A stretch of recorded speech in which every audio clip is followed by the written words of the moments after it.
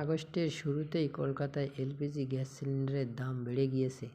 দেশের 4টি মেট্রো শহরের মধ্যে সবথেকে বেশি দাম বেড়েছে কলকাতায়। ইন্ডিয়ান অয়েল কর্তৃপক্ষের তরফে জানানো হয়েছে, কলকাতায় 19 কেজি বাণিজ্যিক গ্যাস সিলিন্ডারের দাম রাখা হয়েছে 8.5 টাকা। তার ফলে জুলাইয়ে কলকাতায় যেখানে 19 কেজি বাণিজ্যিক গ্যাস সিলিন্ডার কিনতে হলে 1756 টাকা খরচ হতো, আগস্টে সেটার দাম পড়বে 1764 টাকা।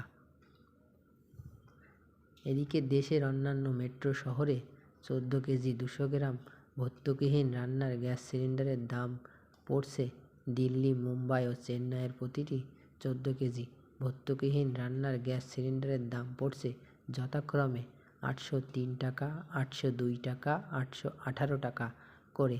অর্থাৎ গত মার্চের দ্বিতীয় সপ্তাহ থেকে যে দামে এই গ্যাস ভর্তুকিহীন রান্নার গ্যাস সিলিন্ডার কিনে এনেছেন দিল্লি, মুম্বাই ও চেন্নাইয়ের মানুষরা, আগস্টে সেই টাকা খরচ হবে। দিল্লিতে 19 কেজি বাণিজ্যিক সিলিন্ডারের দাম বেড়ে দাঁড়িয়েছে 1652 টাকায়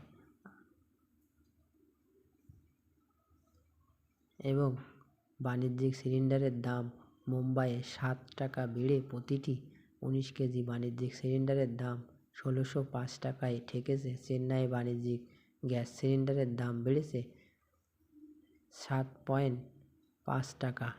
সেই পরিস্থিতিতে আগস্টে চেন্নাইয়ে প্রতিটি বাণিজ্যিক গ্যাস সিলিন্ডারের দাম 1817 টাকা পড়বে।